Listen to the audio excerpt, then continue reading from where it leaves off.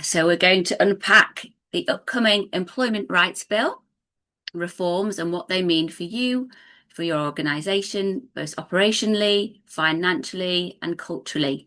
So my name is Alex Howard. I am the Head of Employment and Solicitor at Bayani Law. And I'm going to be joined with Hasti Ascani, who is also an employment lawyer, and also Chris Newsom, who is the Environment, Health and Safety Director from Make UK. So this session, we just need to bear in mind, is practical, so it's not just informative. So I will be explaining what is changing, when things are changing, and what we need to do now to prepare.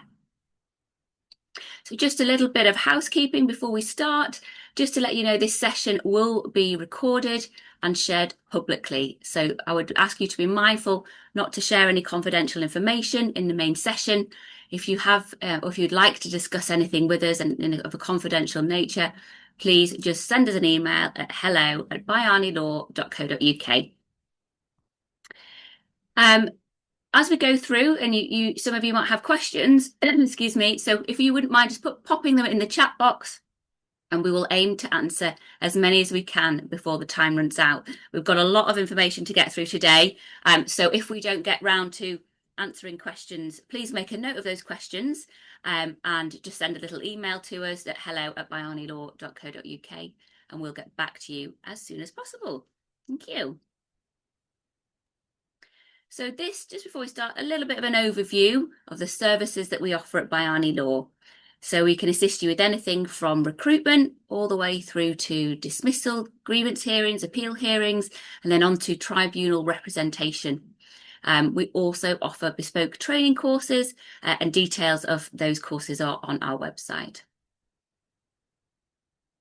So, ERB roadmap, what's happening when? So during this session, I'm going to talk you through the Employment Rights Bill, this roadmap, and what's happening and when. So I'm going to walk you through each phase. Well, myself and Hasti are going to walk you through each phase, and with the hope that you can do some forward planning for your businesses and keep ahead of the game.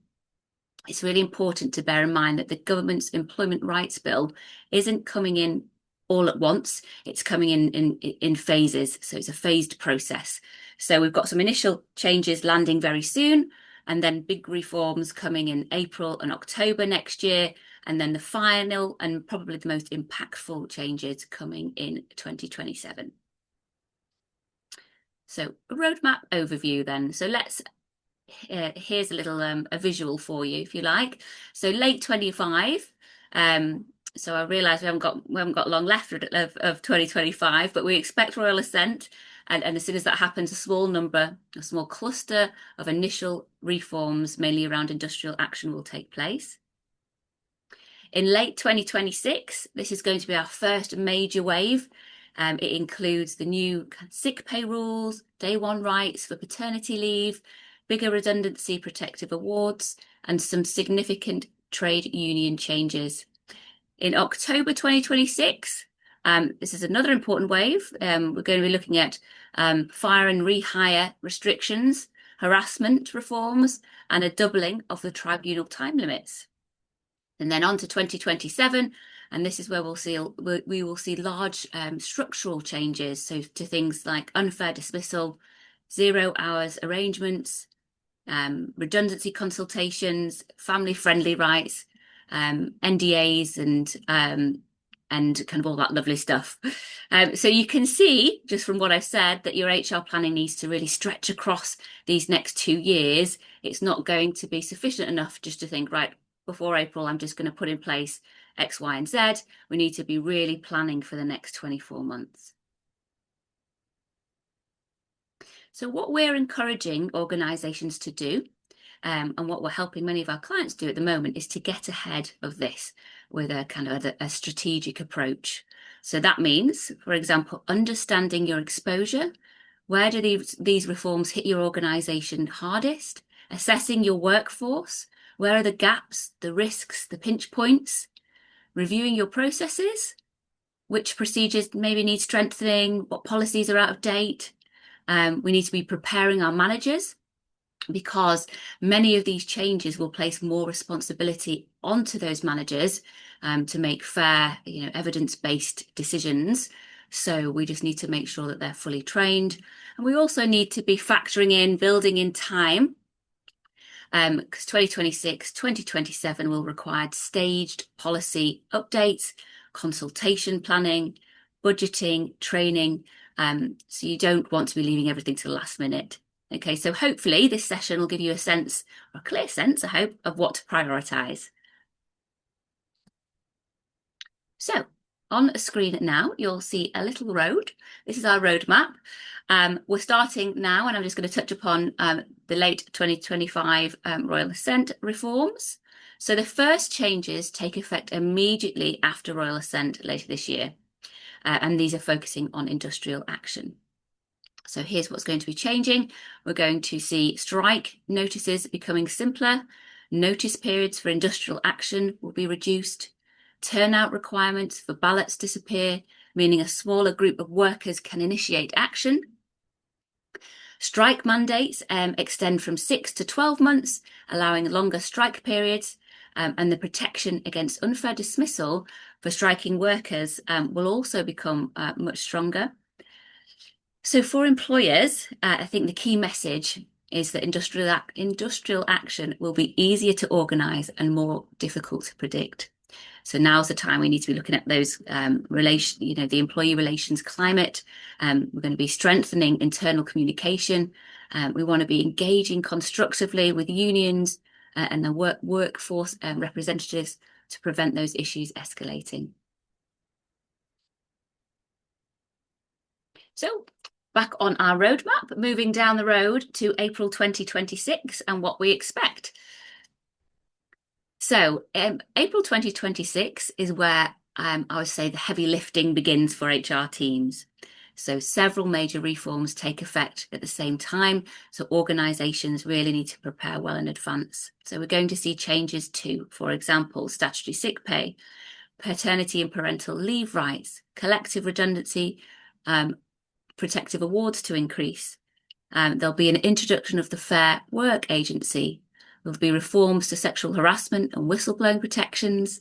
There'll be simplified trade union recognition and an electronic balloting.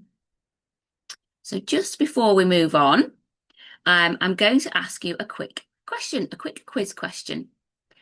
And the question is, the Employment Rights Bill will introduce a new rate of statutory sick pay under which workers will receive either 75% of their weekly earnings or the existing flat rate of SSP, whichever is lower from the first day. Is this true or is this false?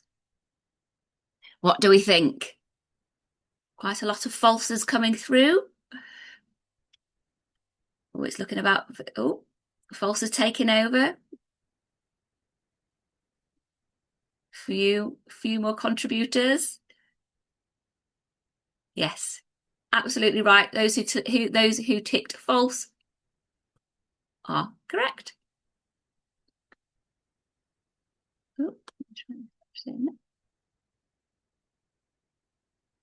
So yes, the answer is false. So moving on, we're going to look in more detail at the new SSP rules. So we know, don't we, under the current system, the SSP is paid from day 4 of sickness, and employees must earn above the lower earnings limit to qualify, which I think is about £125 a week. However, from April 2026, SSP will be payable from day 1. So the lower earnings limit will be removed, meaning that more employees, including part-time workers, casual workers, will also be eligible. So employees will receive the lower of the standard SSP rate or 80% of weekly earnings. So what is this going to look like in business? So businesses, they're almost certainly going to see an increase in SSP costs. So payroll systems must be updated for variable calculations. Your sickness absence policy may well need to be tightened, I suppose, especially around the reporting procedure and triggers. And if you offer contractual sick pay, You might want to double check that these changes don't create unintended generosity or any inconsistencies, I suppose. So we're also seeing an expansion of the family-friendly rights. So currently, the position is that employees need 26 weeks service for paternity leave. Shared parental leave must be taken after any paternity leave, and you require 12 months service for unpaid parental leave. Okay, so that's the current position. From April 2026, both will become a day one right, so with no service requirements. And shared parental leave will also have more flexibility. So big changes there. So why does this matter then? Why is it important for us to bear this in mind? Well, what it means is that the eligibility increases immediately. Okay, so um, from day one. So you'll need to be updating those policies and those handbooks. Managers must understand the change to avoid accidental discrimination. And you'll also want to consider whether your contractual paternity provisions should align with the new statutory position. Okay, so this slide touches upon the Collective Redundancy Protective Award. Okay, so this is a particularly important reform for any organisation that is planning a structural change. So the maximum protective award for failure to inform and consult correctly in collective redundancy situations is increasing from 90 days to 180 days. So it's doubling. So it's doubling the potential liability, and it's important to remember that tribunals are very strict about this consultation procedure, so we need to be really careful. So I suppose the key risk here is that even small technical failures could potentially lead to significant financial exposure. So if you're anticipating any restructuring in early 2026, my advice would be to plan consultation carefully and seek advice along the way.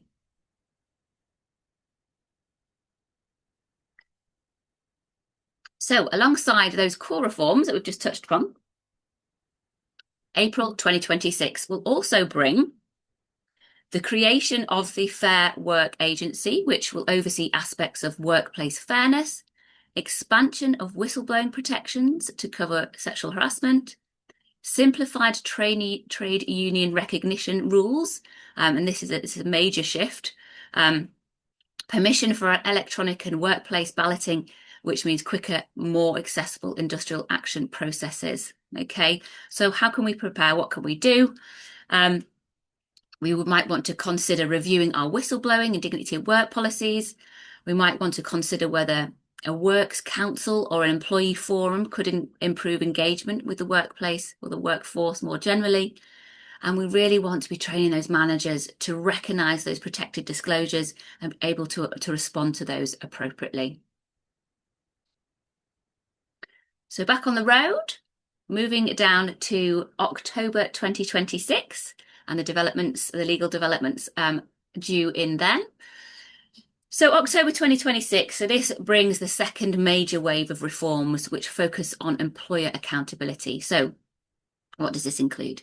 It includes restrictions on fire and rehire, extensions to tribunal time limits, a stronger duty to prevent harassment requiring employers to take all reasonable steps, liability for third-party harassment, which is pretty huge, a new duty for employers to inform workers of their rights to join a trade union, updated rules on trade unions' right of access to the workplace, a new right to reasonable accommodation and facilities for trade union representatives carrying out their duties, and a new right to time off for union representatives to carry out their union equality representatives, should I say, to carry out their duties.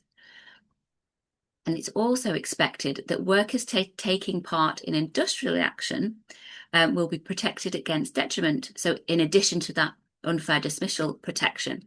So we know that detriment is when somebody is treated less favourably by their employer. So these changes obviously are going to require significant updates. And I know I keep saying this, to your contracts, to your policies, your training, your record keeping. We really need to be on it. So again, let me walk you through these slides and this October 26 update in a little more detail. So let's start with fire and rehire. So employers already face a statutory code of practice on dismissal and re-engagement, and this was introduced in July 24. But from October 26, the rules tighten further. So it will become automatically unfair to dismiss and re-engage employees for certain restricted variations of contract. So the government has said that restricted variations will include reductions to pay, reduced holiday entitlement, changes to pension, and variation in total numbers of hours worked. Furthermore, they're saying that an introduction of a flexibility clause on any of these matters will also amount to restricted variations. So that's something to bear in mind. So how can we get ahead of this? So in terms of what we can do, so you're going to have far fewer options to impose contractual changes. If you need to make contractual changes, you need to explore doing so before October 2026. Otherwise, obviously, we could be facing claims from employees for automatic unfair dismissal. We're going to review and update flexibility clauses in contracts. So we know a well-drafted flexibility clause, and let me be clear, included in contracts before the changes to fire and rehire come in, might help you make some changes without needing to, the consent from the employees. We're also going to ensure that employment policies are non-contractual where we can. This is going to give you a greater flexibility to update them in the future. This could include, your disciplinaries, your grievance, your absence policies. You're also going to consider your strategy for making significant changes to contractual terms once the law has changed. Okay. So this is likely to look or to include a greater emphasis on obtaining workforce support, but also certain circumstances relying more on unilateral variation. Okay, so we also want to be looking at strengthening employee engagement. So as we know, a more cooperative workforce is far more likely to accept changes. So you want to be reviewing your relationships with the unions and your other employee representatives. You want to be building that trust, restoring that trust, and looking for opportunities to improve your communication. So another significant change relates to time limits for the submissions of claims. And this is what we're talking about on this slide. So the majority of employment tribunal claims, such as unfair dismissal, working time regulation claims, discrimination claims, deduction from wages claims, have that 3-month time limit. So this is called the limitation period. Only a few employment claims, such as a redundancy payment or equal pay, have a 6-month time limit at the moment. But what's changing is that under the new, forgive me. Under the new Employment Rights Bill, where have we gone? We seem to have flicked. Oops, apologies, bear with me. We'll skip a slide. Where have we gone? There we go. Apologies about that. Under the Employment Rights Bill, the time limit is going to, for most claims, it's going to extend to 6 months. So at the minute, I think breach of contract claims are currently excluded. I'm not quite sure why that is at this stage. I'm not sure whether that's a deliberate exclusion or not. Time will tell. And these reforms are expected to take place with effect from October 2026. So what are we going to do then? The timing of some of these actions will depend on when the detail of the new laws is finalised and when the changes come into force. However, we can obviously start planning now. So we want to ensure that your managers record carefully their reasons for dismissing employees and other relevant decisions. And you make sure we're keeping those notes. If it wasn't written down, it didn't happen. That's our motto. So this is something that we should be doing already, obviously, but it's going to become more and more important when we know that the chance of this final hearing is getting further and further away. And obviously, memories fade and things. So like I said, getting into the habit of taking statements from key witnesses at that early stage once you receive the claim. So rather than waiting until near the hearing, let's get that information, those statements taken to ensure those memories are fresh. And obviously witnesses can leave the business at any time as well. So it's important to gather that evidence. You also want to revisit your document retention policies to check that they're sufficient for the new time limit. So, as a general principle, you may need to retain documents for longer. Make sure that key documents, particularly notes of investigations, are kept securely for a long enough time to establish whether that employee is going to make a claim or has brought a claim. So, October 2026 and the harassment reforms. So this is one of the most impactful parts of the Built for Workplace culture. Okay, so employers already have that duty to take reasonable steps to prevent sexual harassment, but this will become an all reasonable steps duty, raising that standard quite significantly. Um, so also what's expected in October 2026 is that employers will be held accountable if their employees are harassed by third parties in the course of employment. Okay, and the employer cannot show that they took all reasonable steps to prevent the harassment. So really important, and there's so much we can do around that. We want to be checking existing policies and arrangements, including workplace and manager training, to give you that best chance of avoiding, or if it comes to it, defending harassment claims under the existing legislation. And this is then going to ease your transition to into the new law. You're going to examine your organization's culture, which is always something I think we should be doing, throughout as a continuous process, so that we're dealing appropriately and consistently across the organization. Do we have a clear way? So some way to assess this is just by simply carrying out a survey. Survey the workers. It doesn't take a long time, but obviously it gives that workforce an opportunity to tell you how they're feeling about things, and then obviously you can put measures in place. You're also going to review how you handle sexual harassment complaints. So we need consistency across the organisation. Does your organisation, for example, have a whistleblowing hotline? Do people that receive those complaints of harassment know what to do with those complaints? So we just need to be really mindful about the clear way for workers to report and how we deal with them. As we know, we want to ensure that we have a sexual harassment risk assessment in place for all parts of your business, really important. We're going to also consider the risk of third-party harassment. So if we stop and think about our businesses, which sectors of your workforce interact with third parties and in what circumstances? So have you previously had issues with sexual or other forms of harassment of your staff by third parties? Are there any measures that we could put in place to implement, are there any measures that we could implement this stage to reduce that risk? Do we need, a poster on the walls for third parties coming into your office, just saying, you take the harassment extremely seriously? It's anything you can do, thinking outside the box. And again, keep going back to it. We want to be updating those policies, including your equality policy, anti-harassment, bullying policy, whistleblowing policy, grievance policies, etc., as well as your sexual harassment assessment and action plans. So we have another little quiz question for you all. And I think Alice is going to bob the poll up again.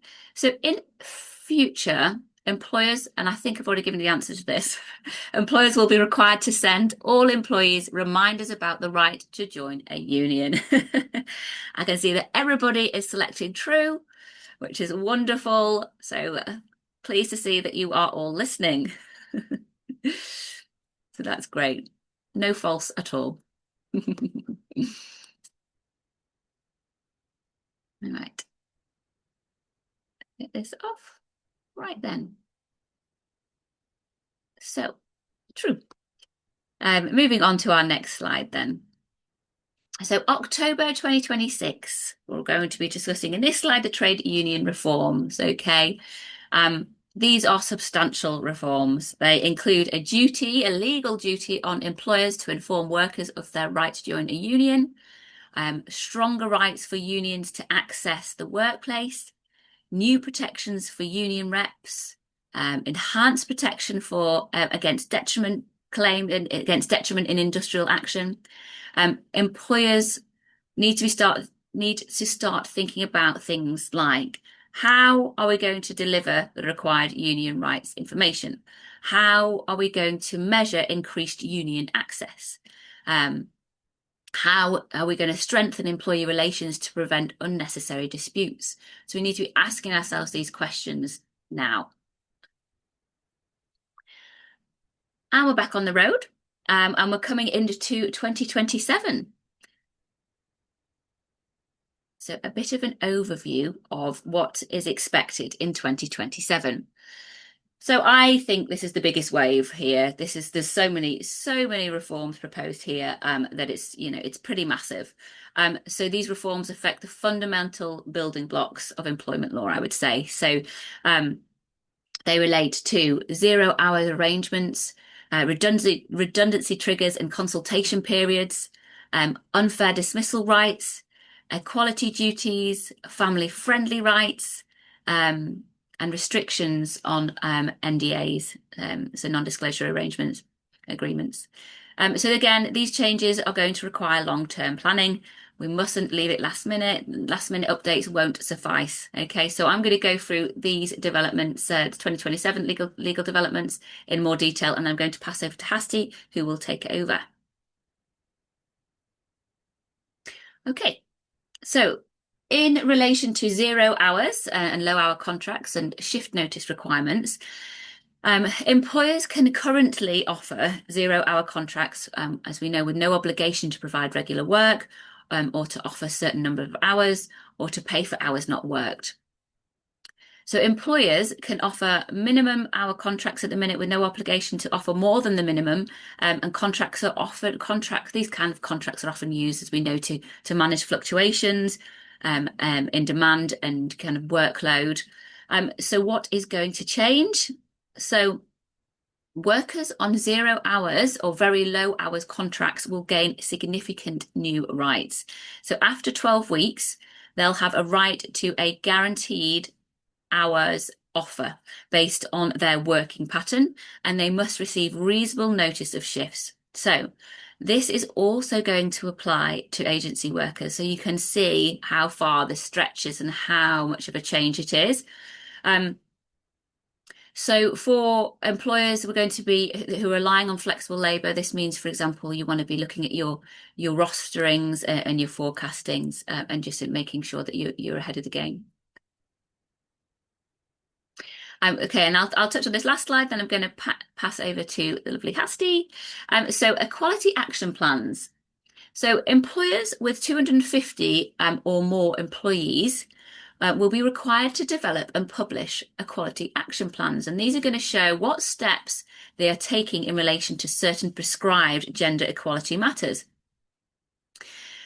So this will include explaining what action the employer is taking in respect of its gender pay gap, and how it is supporting workers during the menopause.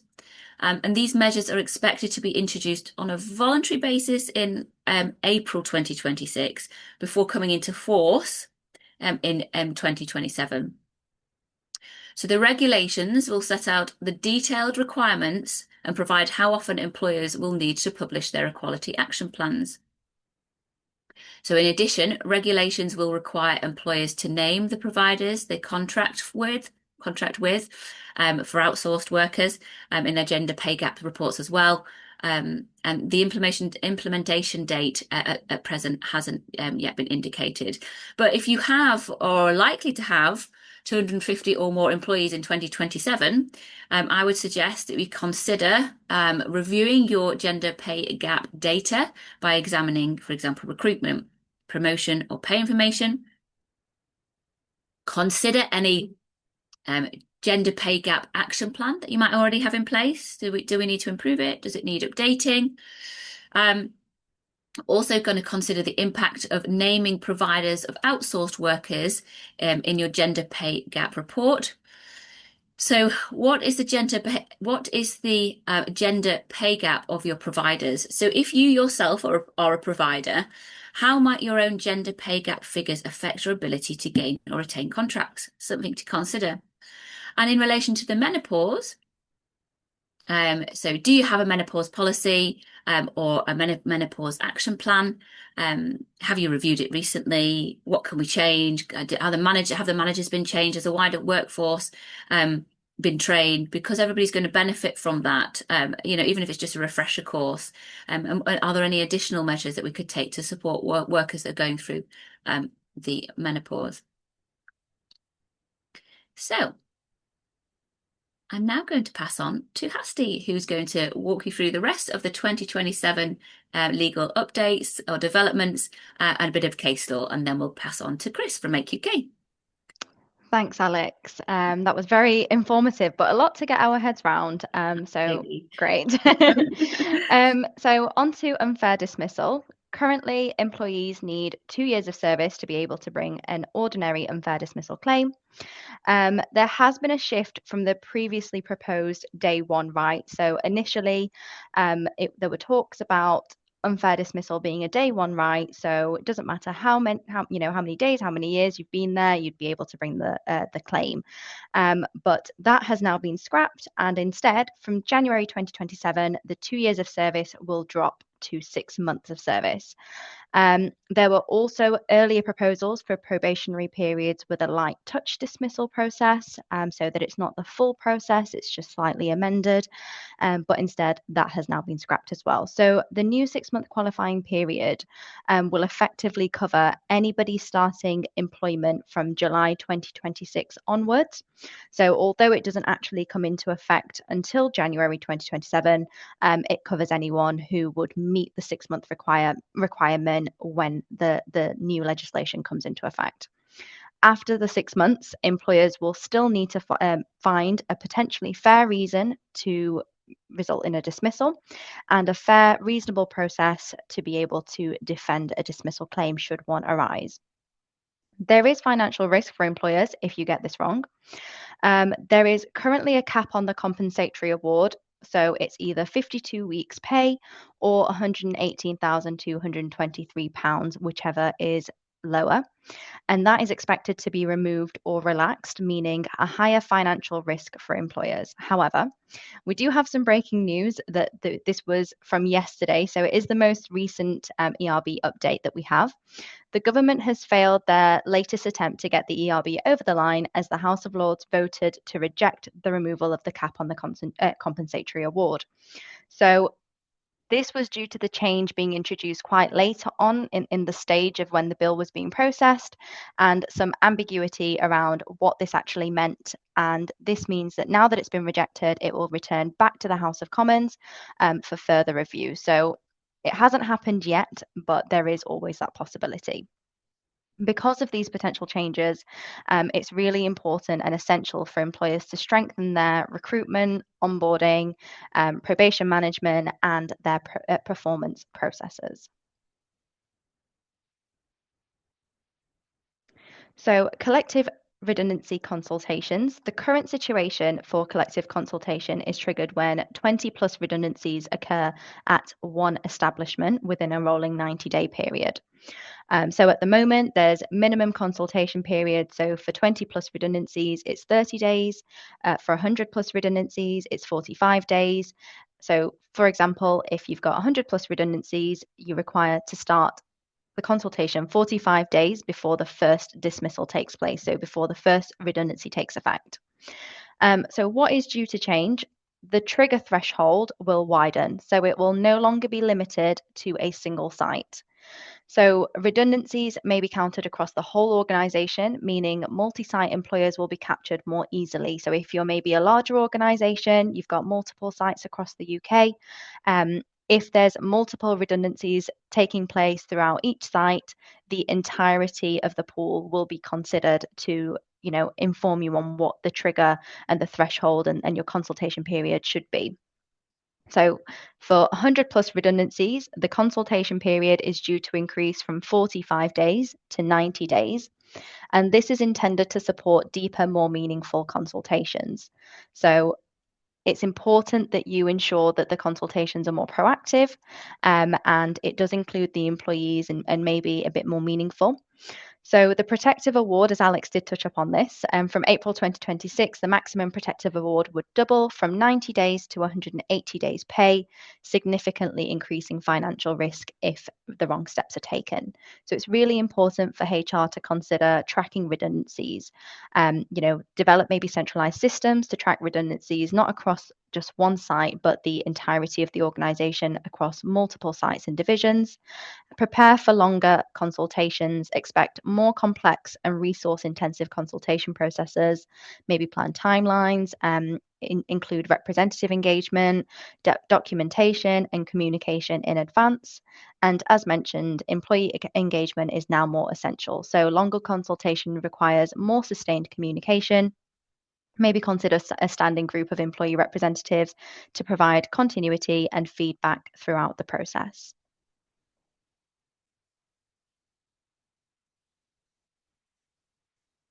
So 2027 family-friendly reforms. At the moment, flexible working requests can be refused for one of 8 business reasons. Pregnant employees and those returning from certain family leave have priority protection in redundancy situations only, and there is no statutory right to bereavement leave other than parental bereavement leave.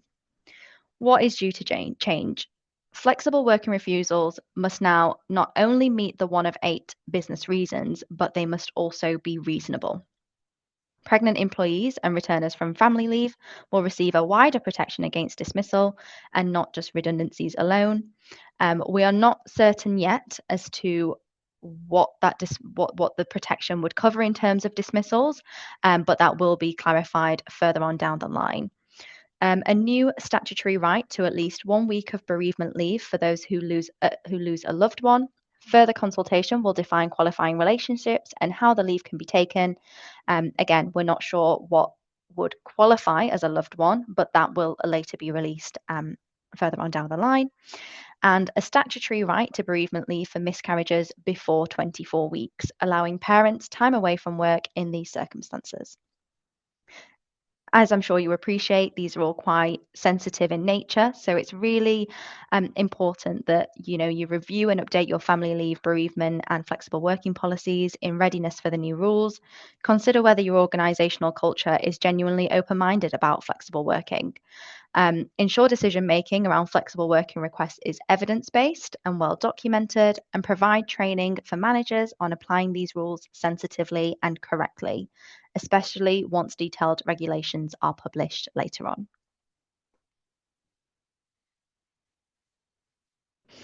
So, currently on non disclosure agreements, there are very few restrictions to the use of non disclosure agreements in the UK.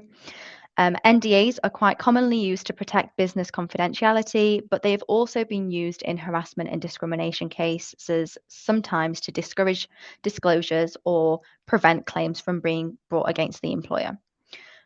Under the new bill, any agreement that prevents a worker from making harassment or discrimination allegations will be void and not enforceable. NDAs can no longer be used to silence workers in these contexts. So there may be limited exceptions, but again, these are yet to be defined. It's really important now that at this stage, employers need to approach settlement agreements involving harassment or discrimination differently, as NDAs restricting disclosures will no longer be enforceable.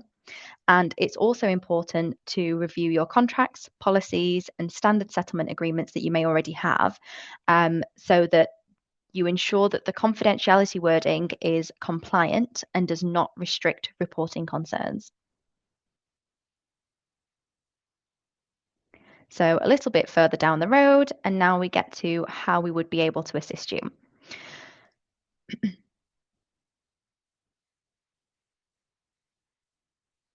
Okay, so this is all likely to happen, but we haven't yet received royal assent. And there could be some changes up until we do receive that, but it's important to try and plan ahead now. So, as these reforms come into effect, employers will need to be confident with the new changes and have clearer processes in place to ensure effective decision making. And that's where we can support you.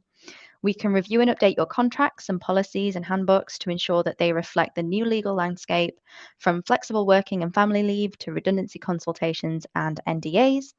We offer manager training to build capability and confidence, particularly in sensitive areas such as handling the new family leave amendments and pregnancy protections.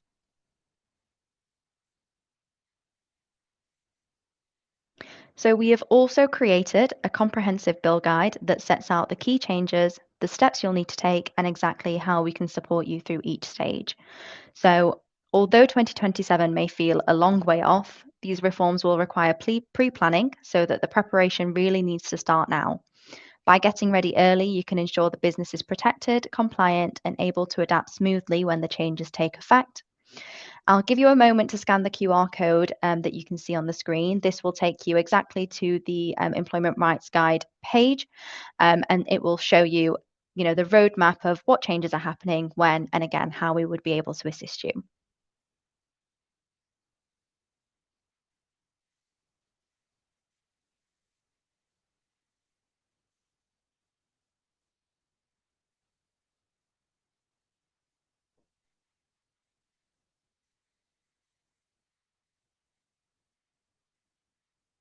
Okay. So, if you are interested in an ERB audit for your organization and you'd like to understand exactly where you stand against the new requirements, you can scan the QR code on the screen for more information. So, it's separate from the guide that I've just mentioned, and this would be looking at specifically your organization. We are a part of Make UK, who have an amazing policy team, and they have developed a tool around the ERB audit that will be able to rate your processes and policies in red, amber, green. So it's extremely useful as it's important for employers to remain compliant and to minimize risk. So if it is something that you are interested in, again, please do scan the QR code that's on the screen and we'll be able to see how we can help.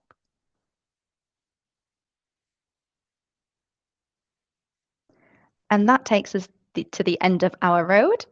There are a few recent case law updates that I'll be able to provide to you. So we'll go on to the first one. We've got Hendy Group Limited versus Mr. Kennedy.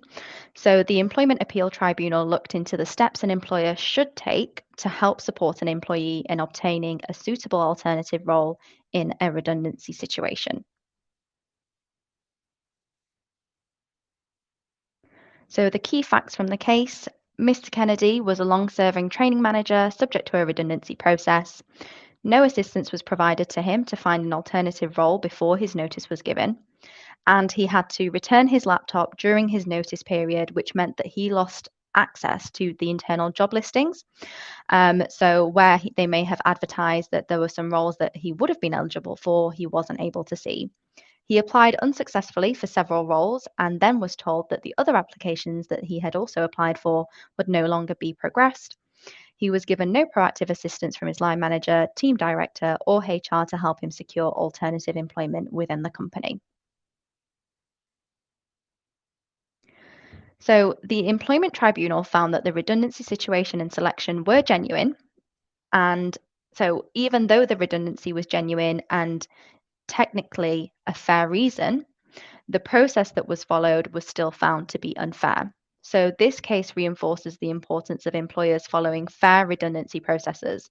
Even if the redundancy is financially justified, the process must include proper consultation, consideration of alternative roles, and transparency with the employee about their rights. Ultimately, the purpose of redundancy consultations and helping employees find a suitable alternative form of employment is to try and avoid making the individual redundant where possible.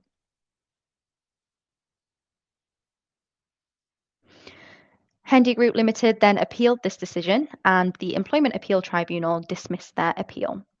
The EAT emphasised that employers should take proactive steps to identify and facilitate alternative employment for at risk employees. So that's for HR or line managers to be assisting the employee find that suitable alternative employment if it is available. It's not that the employer needs to make new roles for them. You don't need to create them if they don't already exist. But if you know that there are roles there that might be similar to something they could do, it's important that you guide them and make them aware of these opportunities.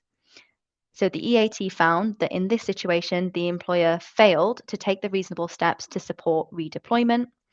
The employer tried to argue Polkey, which is when you consider whether the employee contributed to the loss that they may have suffered, but it was concluded that he would have been able to secure a role if he was supported. Therefore, he did not contribute to his own detriment and loss. So now we go on to another redundancy case. So this is Marshall v East and North Hertfordshire NHS Trust. The Employment Appeal Tribunal looked at whether an employer should still consider offering alternative roles in a redundancy process, even when the employee had previously said that they were not interested in that type of work.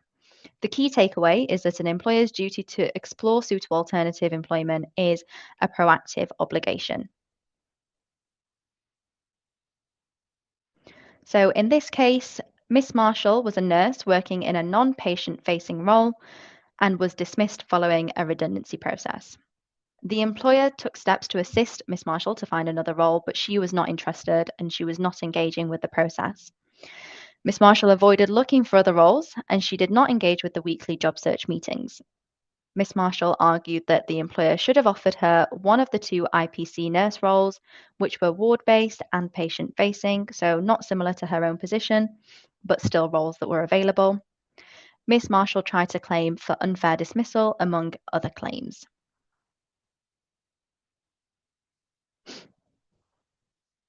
So the Employment Tribunal dismissed all of Miss Marshall's claims. The IPC roles were different from Miss Marshall's role, and the employer had done all it could to support Miss Marshall's job search, and she was the one that disengaged with the process.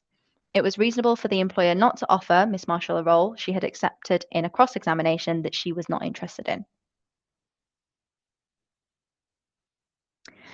She then took this to the Employment Appeal Tribunal and argued that her redundancy was unfair because the trust did not offer her the two IPC roles that were available.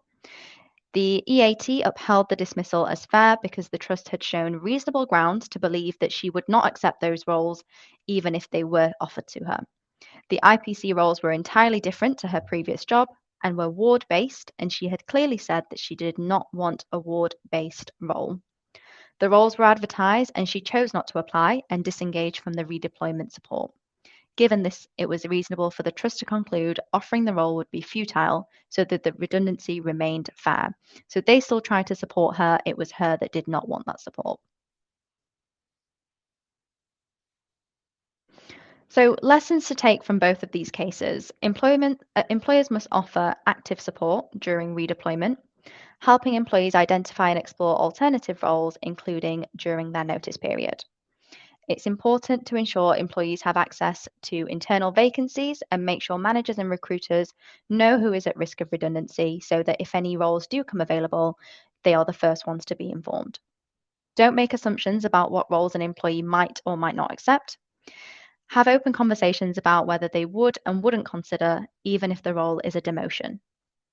Keep thorough records of all redeployment efforts, including discussions, vacancies identified, applications, and outcomes. As Alex mentioned earlier, if it's not written down, it didn't happen. Train managers so that they understand redeployment processes and their responsibilities within a fair redundancy procedure.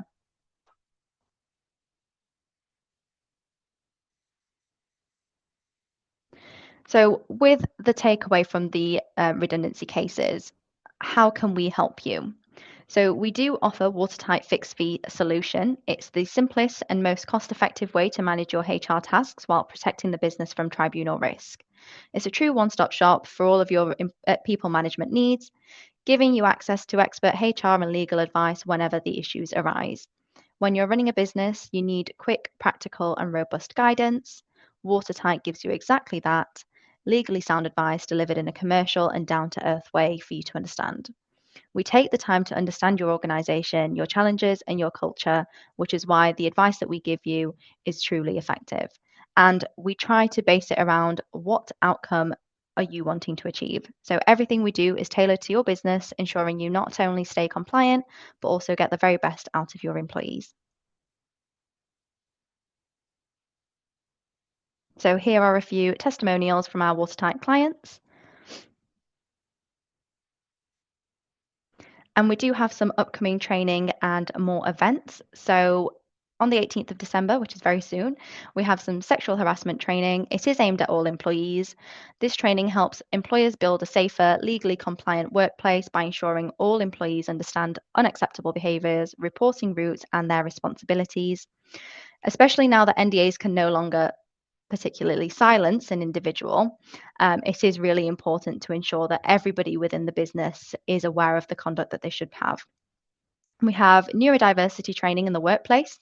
So, this session equips managers and teams with practical tools to support neurodivergent employees, improve performance conversations, and create an environment that enables everyone to work at their best.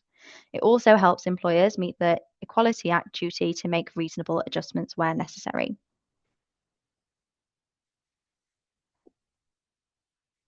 Okay, and again, we do have the Employment Rights Bill audit. So if you weren't able to catch the QR code earlier, we have inserted it here again. So please do reach out to us to see how we can help. It's better to prevent issues now than to try and untangle them once they've happened. Early preparation reduces risks and costs for the business. And feedback forms will be sent after the webinar. So you can request a copy of the slides on the feedback forms that are sent. If you have enjoyed today's session, we would appreciate if you could take 2 minutes out of your time to leave us an online review. So that can be on Google, Trustpilot, or Review Solicitors. We do hope that you have enjoyed today.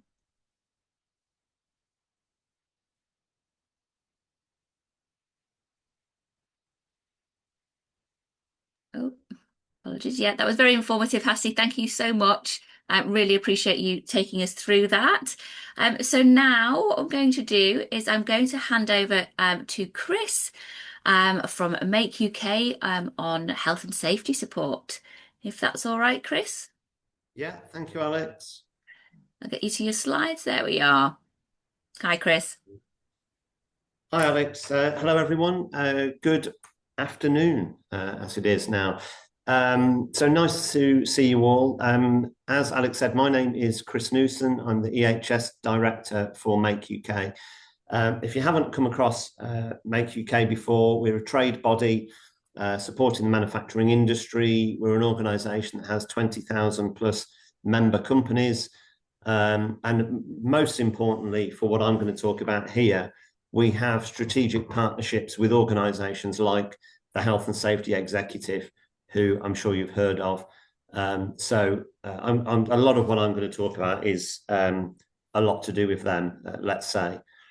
So that's me, and I'm going to talk about, as I say, the regulator, the HSE, and what they're doing around health and the relationship to what you've talked about in this webinar so far as well. So let's look at why now. Why are we talking about health in particular, or why the regulator is? So could I have the next slide, Alex? Yeah, perfect. Thank you. Thank you. So I know there's lots of information on this slide. The key thing here is the impact of ill health, poor health, call it what you like, at in UK businesses. This is not just manufacturing. This is across the whole of UK business. The HSE, along with lots of things they do, being the regulator for health and safety, they also collect a lot of really useful data that helps steer what the country does in terms of health and safety. And the key bit of information here, you'll see the two huge numbers on the left-hand side of the screen. The point here is that when, in my opinion, when people talk about health and safety, it almost becomes one word. It almost becomes just a phrase that people are talking about. Unfortunately, a lot of the focus over these last few years has been on safety. So what I mean by that is physical things that happen in the workplace. And quite rightly, because, you know, the UK, I don't want to depress everyone with not very nice numbers here, but we still have around about 130, 140 people that are killed each year in UK workplaces from safety-related incidents. So it is still a significant issue. However, health is, and there are lots of different ways to measure this, in terms of cost to the UK economy, health is twice as much as safety. So safety costs us approximately £7 billion a year, and health costs getting on for 15. So health is the much bigger issue.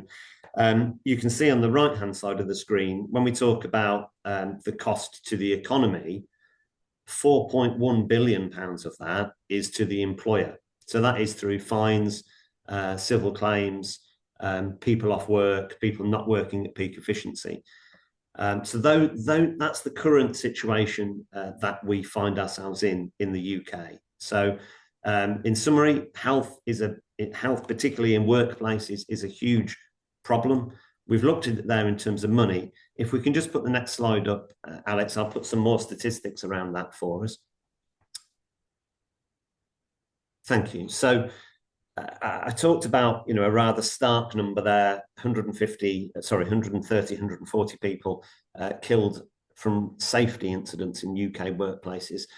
The other numbers that are up here, there's a couple of things I want to pick up on. 1.7 million people suffering from a new or long-standing health condition in the UK.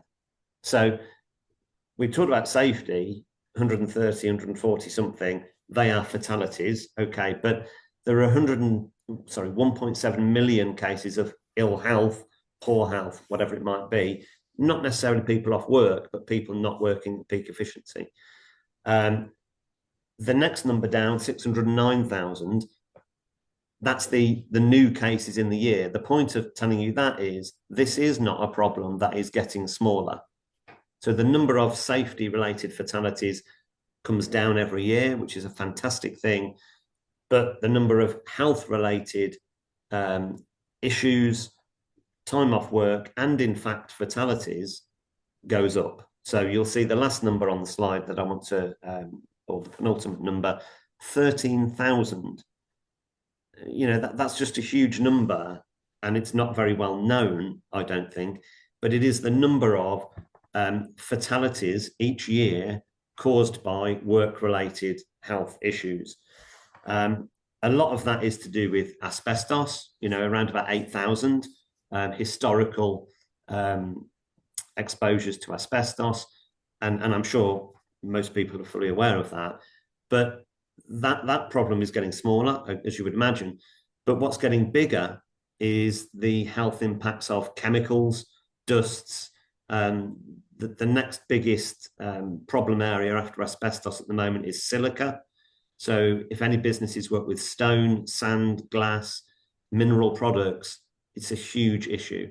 And in my opinion, the problem is that you don't see it immediately. Some of these are long latency issues, and they take 30, 40 years to show themselves. But it is, you can see that, it's a huge number. The last point on this slide is that 46% of, going back to the 1.7 million health cases, 46% of those are to do with stress, depression, and anxiety. So there are many health problems. One is around, I mentioned dusts, fibers, other agents that we take in, but also stress, depression, and anxiety is an issue that is getting bigger. And I think, there's more of an appreciation of that, people understand.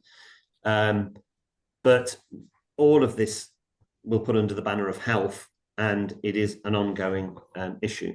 Now, what's happening about that? The bit I want to tell you about, because I think it's important and useful, is the HSE, the Health and Safety Executive, are having a huge drive next year on health. And here's a very stark thing that they've told us. They've said that 100% of proactive inspections will be focused on health next year. So that's when they commit to something, they do it. So if they visit you, they will be talking about health. That's the point. Now, I've just listed down regulator powers here in case people aren't aware.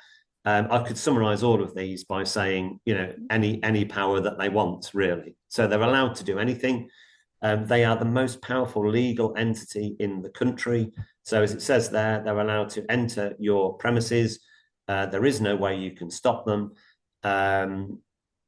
They're allowed to inspect whatever they like. They're allowed to, for example, stop machinery working, stop processes happening. if they think they need to sort of look further into it. And they don't give you notice, they just come in and that's what you have to do. They're allowed to bring a specialist with them. So when we're talking about health, this is now really relevant. So they can come in, measure concentrations of whatever it might be, and that they bring a specialist with them, not a HSE employee. They can collect evidence, seize any documents, papers, whatever it might be. They can also interview your staff. It's not like the rest of law in that you have the right to remain silent. You don't have that right with the HSE. You have to answer their questions. Now, for all of this, for all of that great work, they then charge you £138 per person per hour, so per person that they bring in. So that's called fee for intervention. And the reason they do that is that they used to be funded by the government, and they're not funded by the government anymore, the HSE. So they have to fund themselves somehow. So they're charging you for their time. So that's how that works. And then at the end of the day, if they find things that are against the law, very simply, they will serve a notice. They can either serve an improvement notice, which tells you you have to do something by a certain timescale, or a prohibition notice, which stops you doing an activity until they deem that it's safe. And ultimately, they can prosecute you. And there's many different ways of that happening. Fines, in extreme cases, prison sentences. They have the power to issue on-the-spot fines. You can see why I say they're the most powerful legal entity there is. So the reason I'm sort of talking about these two things together, to summarize, health is a huge problem, as I've illustrated, hopefully. There are lots of sort of physical health issues, but also stress, anxiety, depression, lots of changes that are coming to in terms of the law, in terms of driving that forward, some of which you've spoken about today. The other stuff, and where I want to just finish on my last slide here, is there are laws that are not new. For example, this law, which is around hazardous substances. So if you're not familiar with this, control of substances hazardous to health, as you can see, it's not new. It's been around for 23 years. And it's the point I want to make is it's very simple. So it follows that cycle that you've just seen illustrated there. Number one, if you have hazardous chemicals, you have to have a risk assessment. There's no way around that. You have to have a written assessment of those chemicals. If you don't know if you have hazardous chemicals, which is a quite legitimate thing to say, the document you can see there, which is called EH40, freely available from the HSE, you just need to type it into Google, will tell you whether you have hazardous substances. So it's a very thick and not very interesting book, I would say, that lists all the substances there are that are hazardous. If you have them, then this law here applies to you. So you have to carry out an assessment simply to see if you have the chemicals. Each one of those substances has an occupational exposure limit. You have to be below those. So it may require you to do some monitoring, some measurement. It may just be obvious that you are not above the limit. Each chemical legally has to come with something called a safety data sheet that will give you that guidance. So you can do all of that yourself. If you are above the occupational exposure level, then you have to control, and that's the law. And the little diagram you can see on the right there lists what the COSH regulations say are the controls. So you have to eliminate the chemical. If you can't eliminate the chemical, you have to go on to the next one, substitute it for something less hazardous. And I won't go through each of the 5 stages, but you have to prove to the HSE that you've done everything you can in terms of those chemicals. Once you've done that, you have to then monitor those controls. You may also have to carry out health checks. So an occupational health provider or partner is very useful here, so you can check what's happening. And that goes in a cycle. You're supposed to review risk assessments on a regular basis. How regular depends on the risk that you have. So that's what I wanted to share with you today was the HSE, first of all, the problem around health. in the UK. The HSE's emphasis on that and what is likely to happen in 2026 in terms of visits, and then in simple terms, really what you need to do about it. And I've focused on COSH here. I mentioned stress, anxiety, and depression. Similar cycle. You have to have a risk assessment. You have to put controls in place, and it's a cycle that goes round. So I hope that's been useful to you. It really was just a whistle-stop tour of what's happening. If you want to know any more about it, you want to discuss it, you want some help, support, information, our contact details are there. So please feel free to get in touch. That's wonderful. Thank you so much, Chris, for joining us. It's been very informative. I've learned a lot. Eye-opening, really, isn't it? Yeah, surprising. Yeah, so thank you. And that brings us to the end of today's webinar. So thank you all for joining us today. We hope it's been helpful. Obviously, please feel free to get in contact if you have any further questions or any if you need any advice. But yeah, thank you all, and I hope you have a good